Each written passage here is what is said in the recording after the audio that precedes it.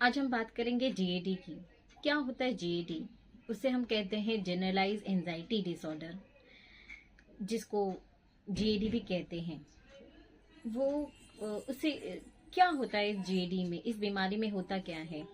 आपने सुना होगा कई लोगों को चिंता बहुत होती है। हर छोटी छोटी बातों पे वो बहुत ओवर थिंकिंग करने लगते हैं। छोटी भी अगर कोई घटना हो गई तो वो बहुत हाइपर रिएक्ट करते हैं और हमेशा किसी न किसी की कभी न कभी चिंता करते ही रहते हैं। वो कभी सुकून से बैठे नहीं सकते हैं। उनके दिमाग में हमेशा नेगेटिव थिंकिंग लगातार चलती ही रहती है। चाहे कुछ पॉजिटिव भी हो रहा है वहां पे भी उनको नेगेटिविटी दिखाई देती है। हमेशा कहीं ना कहीं वो डिप्रेस रहते हैं, हमेशा परेशान रहते हैं, हमेशा चिंता में ही डूबे रहते हैं। उसे हम कहते हैं जनरलाइज एंजाइटी डिसऑर्डर। इसके तीन पार्ट्स, इसके मेन तीन सिम्टम्स देखे गए हैं। जीडी के मेन तीन सिम्टम्स देखे गए हैं, जो कि पहला है एक्सेसिव वरीज। ऐसे लोग बहुत ज्यादा चिंता करते हैं, हमेशा एक्सेसिव वरीज में हमेशा रहते हैं, हमेशा चिंतन में डूबे रहते हैं। किसी न किसी कारण से, किसी न किसी लोगों के लिए या खुद के लिए ही वो हमेशा चिंता में रहते हैं। दूसरा है फ्री फ्लोटिंग एंजाइटी, जहाँ पे कोई भी सिचुएशन होने दो वहां पे भी ये लोग चिंता करेंगे। और तीसरा पॉइंट है फिजिकल सिम्टम्स। ऐसे लोग हमेशा फिजिकली लेवल पे भी परेशान रहते हैं, उन्हें कहीं ना कहीं दर्द होता ही रहता है। जैसे कि कभी उनको बैक पेन हो रहा है, हेडेक हो रहा है, और या तो नी पेन हो रहा है, और आंखों में सूजन, गाल हमेशा फूले फूले रहते हैं, हमेशा डार्क सर्कल्स बहुत ज़्यादा आ जाते हैं, और हमेशा रहेगा कि वो कहीं ना कहीं थिंकिंग में ही बिजी है। तो ये तीन मेन सिम्टम्स देखे गए हैं जेडी के। और ऐसे लोगों को मतलब बचपन से ही ऐसी पर्सनालिटी हो जाती है जहाँ पे उन लोगों की पर्सनालिटी में वो हैबिट हो जाता है चिंता करने की। चाहे वो लोग 50 एज में हो या 40 एज में हो या 30 एज में हो या 20 एज में हो, ये किसी भी एज में रहेंगे, लेकिन ये स्टेप बाय स्टेप हमेशा चिंता करते ही रहते हैं ऐसे लोग। चाहे सिचुएशन अच्छी हो, बुरी हो या जैसी भी हो, उनके पर्सनालिटी में भी वो हैबिट हो जाती है कि कुछ भी हो जाए उन्हें वो चिंता करनी है। छोटी भी बात हो जाए तो भी उन्हें चिंता होती ही रहती है। तो ऐसे लोग हमेशा परेशान रहते हैं, हमेशा चिंता में रहते हैं, हमेशा वरीड होते रहते हैं, छोटी भी चीज़ में एंजाइटी में घर में रहते हैं, पसीना से लथपथ रहते हैं। तो ये सारी चीज़ें होती रहती हैं। आपको और काफ़ी अच्छे तरीके से समझ में आएगा कि जीएडी की प्रॉब्लम होती क्या है, जनरल एंजाइटी होता क्या है, आखिर चिंता की जो दिक्कत है उसे क्या होती है, उसे हम बहुत अच्छे से समझने की कोशिश करेंगे। और मैं आपके साथ मेरी एक केस स्टडी शेयर करना चाहूँगी कि जिसके माध्यम से आपको बहुत अच्छे से क्लियर हो जाएगा कि ऐसे लोगों में जो दिक्कत होती है वो किस प्रकार से होती है। जैसे कि मेरी एक क्लाइंट जो रह चुकी हैं, और उनका नाम देखिए नहीं लिया जाएगा, लेकिन एज अ पर्सन करके हम उनसे उनके स्टडी बताते हैं। तो एक लेडी थी जो कि करीबन 37 इयर्स की थी, और जो कि आई हमारे क्लिनिक में, और उनका बेटा उनको लेकर आया था। और उनका बेटा ने जो बताया कि इन्हें हमेशा बहुत ज़्यादा चिंता होती रहती, जिसकी वजह से इनको फिजिकली बहुत सारी प्रॉब्लम होती है। और हमने काफ़ी इलाज करवाया है, लेकिन कुछ भी चीज़ें जब तक दवाइयाँ खाती हैं तब तक बंद रहता है दर्द वगैरह, लेकिन जब दवाइयाँ बंद हो जाती हैं फिर इनको वही सारी दिक्कतें आ जाती है फिजिकली तौर पे। तो एक बार हमारे जो डॉक्टर हैं उन्होंने कहा कि आप किसी साइकोलॉजिस्ट के पास जाके थेरेपी वगैरह सेशन लीजिए तो काफ़ी आराम लगेगा। और हम साइकेट्रिस्ट के पास भी गए थे, उन्होंने भी यही कहा, ऐसा उनके बेटे ने मुझे कहा बताया। और थोड़ा बहुत उनकी दवाइयाँ, मेडिकेशन भी साइकेट्रिस्ट के पास में शुरू की गई थी, और मेरे पास वो थेरेपी के लिए आई थी। तो थेरेपी स्टार्ट करने से पहले हमें केस स्टडी लेनी पड़ती है। तो मैंने जब उनसे पूछा कि आप शुरू से बताइए आपको कहाँ कब से ये दिक्कत चालू हुई है, तो वो आज 37 इयर्स की थी, लेकिन उन्होंने बताया कि जब मैं 5 साल की उम्र में भी थी तभी भी मुझे ये स्कूल जाना, और एंजाइटी बहुत थोड़ा थोड़ा, जैसे तब तो पता नहीं था कि एंजाइटी होती है, तब पता था कि बहुत ज़्यादा चिंता हो जाती थी। और जैसे जैसे उम्र बढ़ा, जब वो 16 साल की हुई, तभी भी वो चिंता हमेशा बढ़ती रही। चिंता मतलब चिंता बढ़ती है, लेकिन उसके रूप अलग अलग होते रहे। जैसे कि अगर छोटी थी तो खेलने के लिए डरती थी कि अगर मैं खेलूंगी और गिर जाऊंगी तो क्या होगा। और जब वो बड़ी हुई तो स्कूल जब गई, और जब आगे स्टैंडर्ड में गई, जैसे 9th स्टैंडर्ड 10th स्टैंडर्ड में जब वो गई, तो उन्हें वो एनजाइटी होने लगी कि अगर मैंने अच्छे से पढ़ाई नहीं किया तो क्या होगा, और मैं अच्छे से नहीं कर पाऊंगी। जब 10th का बोर्ड एग्ज़ाम आया, तभी भी वो इतने चिंता में थी कि वो एक हफ्ता पहले बोर्ड एग्ज़ाम के काफ़ी बीमार पड़ गई, जिनकी वजह से उनको एडमिट भी करना पड़ा। उनके पेरेंट्स को तो लगा कि ये एग्ज़ाम भी नहीं दे पाएंगी, इतना ज़्यादा उनको चिंता हो गई, जिसकी वजह से उनको फिजिकली बीमारियां ज़्यादा हो गई। जैसे कि उसी समय उनको फीवर और हेडेक और ये सारी चीज़ें उनको घेर लिया, लेकिन उसका मुख्य कारण चिंता ही था। एक्सेसिव वरीज उनके अंदर जो आ गया, एग्ज़ाम फियर जिसे हम कहते हैं।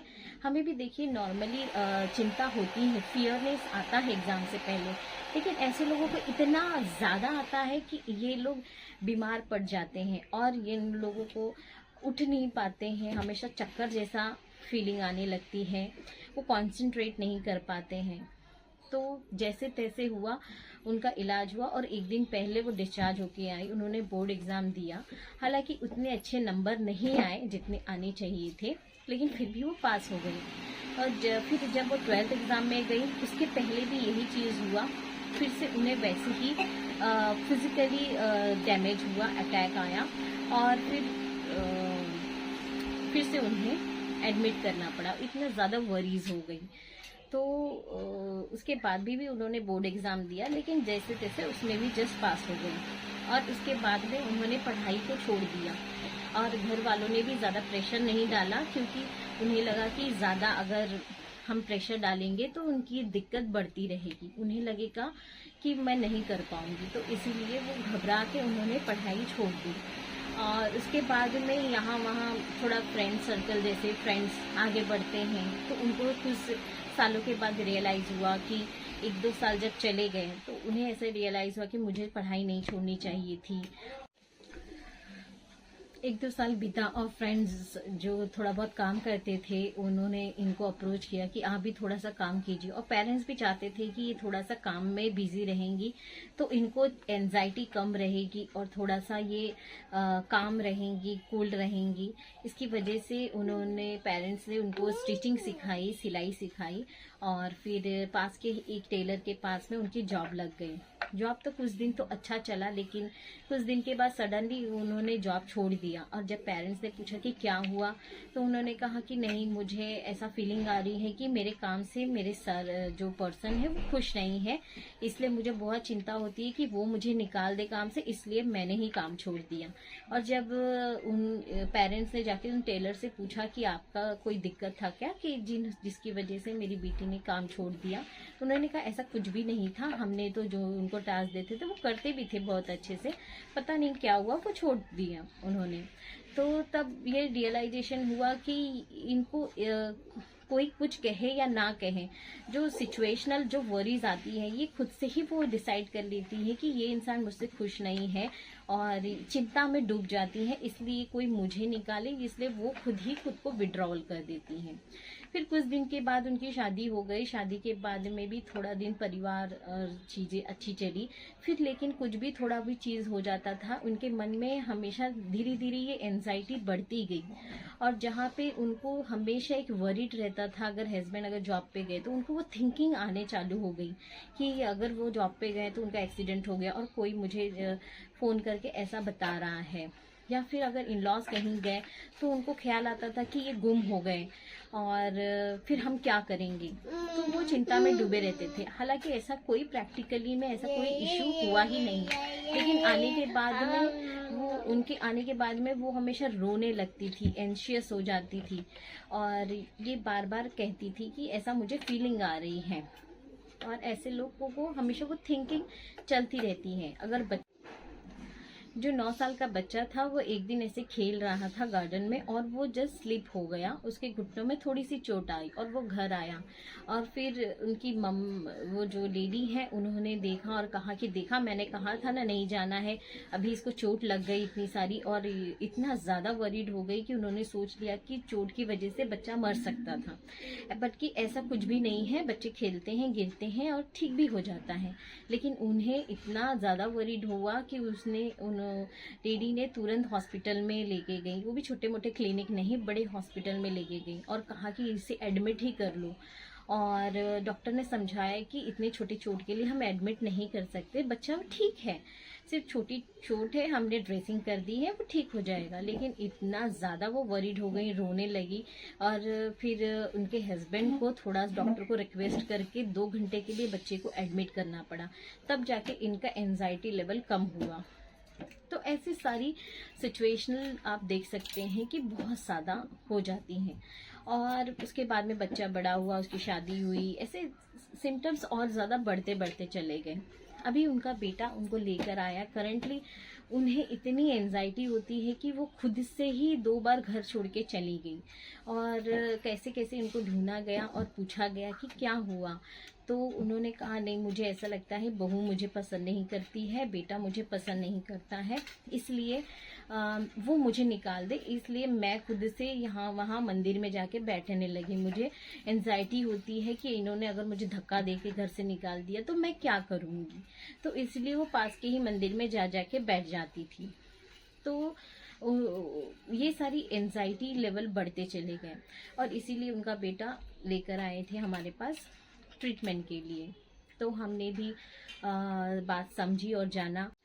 तो आपने इस केस स्टडी के माध्यम से समझा होगा कि किस तरीके से जनरलाइज एंजाइटी डिसऑर्डर इंसान के ऊपर इतनी हावी हो जाती है कि उसे पॉजिटिव चीज़ें दिखाई ही नहीं देती हैं। काफ़ी आपने उनके स्टेजेस देखे होंगे लाइफ में कि उनके बचपन से लेके एडल्टहुड में लेके फिर बाद में आफ्टर मैरिटल स्टेटस, फिर ऐसे आपने देखा होगा स्टेजेस। पर हर स्टेजेस में एक चीज़ कॉमन थी, उनकी एक्सेसिव चिंता, जो वरीज, ओवर थिंकिंग हम कहते हैं, वो काफ़ी ज़्यादा थी। और अब इतनी ज़्यादा बढ़ गई थी कि उन्होंने खुद को ही विड्रॉ करना चालू कर लिया। तो इसीलिए बहुत ज़रूरी है इस बीमारी को समझना और उसका इलाज करवाना। तो थैंक यू सो मच, आपने काफ़ी अच्छे से सुना, उसके लिए थैंक यू सो मच।